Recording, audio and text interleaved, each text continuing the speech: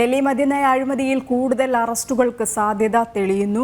ED കസ്റ്റഡിയിൽ തുടരുന്ന അരവിന്ദ് കെജ്രിവാളിനെ ചോദ്യം ചെയ്യുന്നതും തുടരുകയാണ്. AAP ഗോവ അധ്യക്ഷൻ അമിത് പലേക്കർ അടക്കമുള്ളവരെ വീണ്ടും ചോദ്യം ചെയ്യാനും സാധ്യതയുണ്ട്. ഗൗതം ചേർന്നിട്ട്. ഗൗതം, 1-2 കോടി രൂപയുടെയല്ല 100 കോടിയിലധികം വരുന്ന വലിയൊരു തട്ടിപ്പ്, വലിയൊരു അഴിമതിയാണ് ഈ മദ്യനയ അഴിമതി കേസ് എന്ന് പറയുന്നത്. അതിൽ കൂടുതൽ പേർ പങ്കാളികളാകുന്നു. നേരത്തെ തന്നെ മനീഷ് സിസോദിയ ഉപമുഖ്യമന്ത്രി അടക്കമുള്ളവർ അകത്തു പോയിട്ടുണ്ടായിരുന്നു ഈ ഒരു കേസിൽ. ഇനിയും നിരവധി പേർ ഇതിൽ പങ്കാളികളാണ്. ഈ ഗൂഢാലോചനയടക്കം നിരവധി പേർ പങ്കാളികളായിട്ടുണ്ട്. അവരെയൊക്കെ തന്നെ അറസ്റ്റ് ചെയ്ത് നടപടികളിലേക്ക് കടക്കുവാൻ തന്നെയല്ലേ ED നീക്കവും?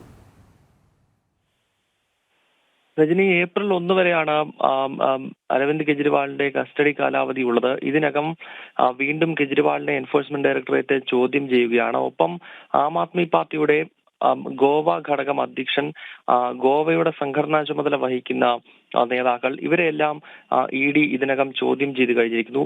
ഒപ്പം പഞ്ചാബിൽ നിന്നുള്ള ചില മുതിർന്ന ആം ആദ്മി നേതാക്കളെ കൂടി ചോദ്യം ചെയ്യുമെന്നാണ് നമുക്ക് മനസ്സിലാക്കാൻ സാധിക്കുന്നത്. അങ്ങനെ ഇവരെല്ലാം സംയുക്തമായി ചോദ്യം ചെയ്യുകയും കെജ്രിവാളിനൊപ്പം ഇരുത്തി ഇവരെ ചോദ്യം ചെയ്യുന്നതിനെ പറ്റിയും ഇപ്പോൾ ഈ കേന്ദ്ര ഏജൻസി ആയിട്ടുള്ള ED ആലോചിക്കുന്നുണ്ട്. ഇതിന് ഈ രീതിയിലുള്ള ചോദ്യം ചെയ്യലിലൂടെ കൂടുതൽ തെളിവുകൾ ഈ ഡൽഹി മദ്യനയവുമായി ബന്ധപ്പെട്ട് രൂപപ്പെടും എന്നതാണ് എൻഫോഴ്സ്മെന്റ് ഡയറക്ടറേറ്റിന്റെ ഇപ്പോഴത്തെ വിലയിരുത്തൽ.